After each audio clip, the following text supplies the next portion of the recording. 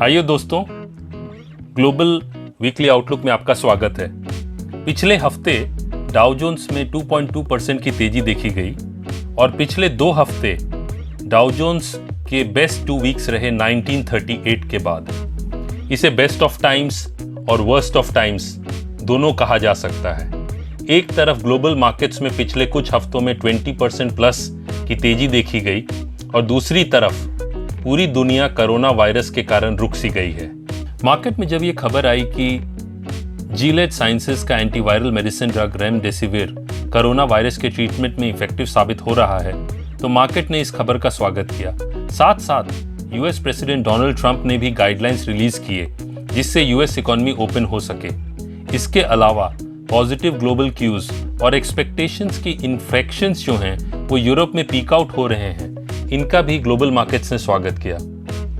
पिछले हफ्ते तक ग्लोबल फाइनेंशियल सिस्टम में करीब $16 ट्रिलियन इंजेक्ट की गई, जो करीब 18% ऑफ वर्ल्ड जीडीपी है, और इसमें यूएस ने करीब $7.5 ट्रिलियन इंजेक्ट किया है, जो करीब यूएस की 35% जीडीपी के बराबर है।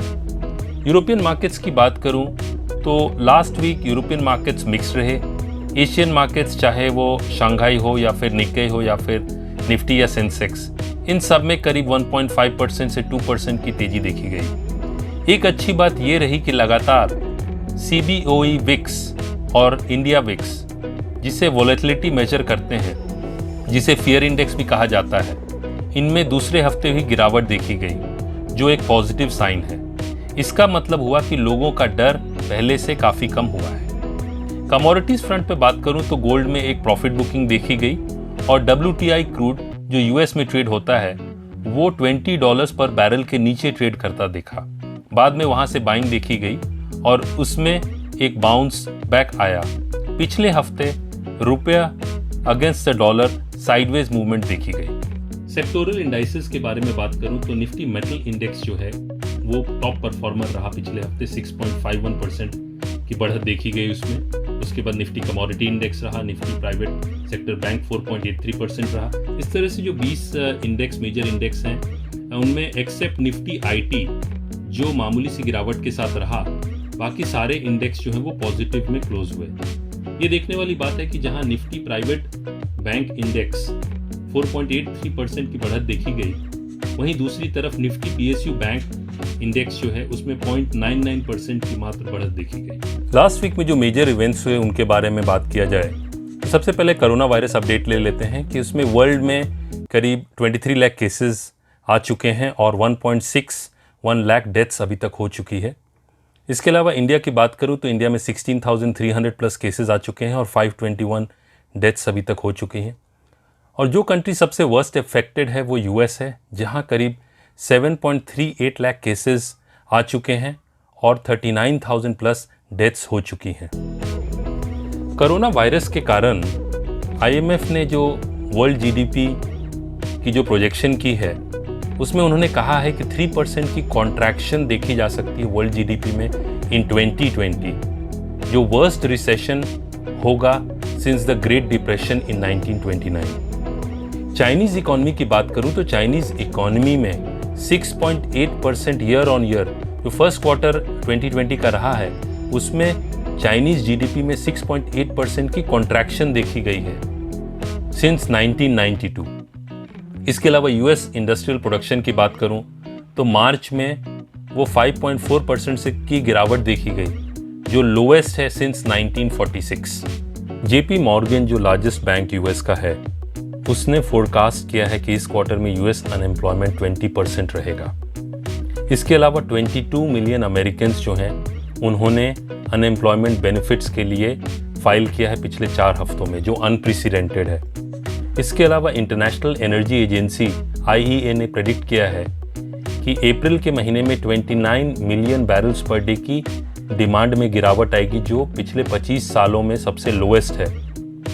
और इंडिया ने जो इन्वेस्टमेंट्स बाहर से आ रही है और ख़ास करके चाइना से, उस पर स्क्रूटनी बढ़ा दी है ताकि जो टेक ओवर्स हों उससे प्रिवेंट किया जा सके। और इसके अलावा RBI ने अपनी रिवर्स रिपो रेट जो है उसे 25 बेसिस पॉइंट से कट किया है और उसे 3.75 किया है। रिवर्स रिपो रेट वो रेट है जिस पे आरबीआई बाकी बैंकों से लोन लेती है जिस रेट पे। इस हफ्ते जो की ग्लोबल इवेंट्स हैं उनमें यूएस का एग्जिस्टिंग होम सेल्स डेटा है, मिशिगन कंज्यूमर सेंटीमेंट डेटा है, यूएस का जॉबलेस क्लेम्स डेटा है, न्यू होम सेल्स डेटा है और ड्यूरेबल गुड्स ऑर्डर डेटा है। यूरोजोन की बात करूँ तो यूरोजोन का ट्रेड बैलेंस डेटा है, जर्मनी का पीपीआई डेटा है, फिर जर्मनी का ज्यू सर्वे है जो इकोनॉमिक सेंटिमेंट्स बताता है। इसके अलावा यूरोजोन का कंज्यूमर सेंटिमेंट्स डेटा है, यूके का इन्फ्लेशन रेट डेटा है, जर्मनी का कंज्यूमर कॉन्फिडेंस डेटा है और जर्मनी का एक IFO business climax index data है। इसके अलावा बात करूँ तो जापान का ट्रेड बैलेंस डेटा है और जापान का जीबून बैंक मैन्युफैक्चरिंग डेटा है और कंज्यूमर इन्फ्लेशन डेटा है। चाइना और इंडिया का इस हफ्ते कुछ खास इंपॉर्टेंट डेटा नहीं है। मार्केट पर्सपेक्टिव से बात करूं तो यूएस S&P 500 का जो Q1 EPS है वो सो फार -32.8% ईयर ऑन ईयर है, जहां कंसेंसस एस्टिमेट्स -11% की थी। तो कहीं ना कहीं एक नेगेटिव असर जो है S&P 500 स्टॉक्स के अर्निंग्स पे दिख रहा है। इसके अलावा जो भारत सरकार ने एक 1.7 लाख करोड़ का वेलफेयर पैकेज अनाउंस किया था और इसके बाद आरबीआई ने 2 लिक्विडिटी स्टिमुलस पैकेजेस अनाउंस किया था, तो मार्केट्स जो है एक फर्दर सेकेंड स्टिमुलस पैकेज सरकार से एक्सपेक्ट कर रही है आने वाले दिनों में। FIIs की बात करूं तो पिछले हफ्ते FIIs जो थे वो नेट सेलर्स थे, उन्होंने 4197 करोड़ की सेलिंग की थी पिछले हफ्ते। ओपन इंटरेस्ट की बात करूं तो मंथली सीरीज जो अप्रैल मंथली सीरीज है उसमें मैक्सिमम ओपन इंटरेस्ट 10,000 के कॉल ऑप्शन में और 8,000 के पुट ऑप्शन में देखा जा रहा है। और निफ्टी अप्रैल यदि देखूं तो निफ्टी अप्रैल का प्राइस टू अर्निंग्स जो रेशियो है वो 19.86 है वर्सेस 27.96 इन जनवरी 2020। तो जो करेक्शन हम लोगों ने देखा है तो उस कारण से निफ्टी का जो पीई है वो आज 19.86 के करीब है। अर्निंग सीजन की बात करूं तो एसीसी आईसीआईसीआई प्रूडेंशियल की अर्निंग्स 21 अप्रैल को रिलीज होंगी, माइंडट्री का 24 अप्रैल को और परसिस्टेंट का 25 अप्रैल को। यदि मार्केट आउटलुक की बात करूं इस हफ्ते तो शॉर्ट टर्म ट्रेंड जो है वो पॉजिटिव है, टेक्निकल इंडिकेटर्स जो शॉर्ट टर्म है वो पॉजिटिव हैं, इसके साथ साथ वो ओवरबॉट है। तो इसका ये मतलब है कि trade with caution is advised और हाई लेवल्स पे प्रॉफिट बुकिंग देखी जा सकती है। लेकिन जैसा मैंने कहा कि जो शॉर्ट टर्म टेक्निकल इंडिकेटर्स हैं वो अभी भी काफ़ी स्ट्रॉन्ग है, न सिर्फ इंडियन मार्केट्स में, यूएस मार्केट्स में भी। तो इसलिए मार्केट्स में एक वोलेटिलिटी भी देखी जा सकती है और हायर लेवल्स पे प्रॉफिट बुकिंग भी देखी जा सकती है। अब मैं निफ्टी के लेवल्स के बारे में बात करूं तो निफ्टी का जो सपोर्ट लेवल है वो 8,800 का पहला सपोर्ट है, दूसरा सपोर्ट 8,450 का है और रेजिस्टेंस की बात करूं तो निफ्टी का पहला मेजर रेजिस्टेंस 9,430 का है और दूसरा रेजिस्टेंस 9,600 लेवल्स पे है।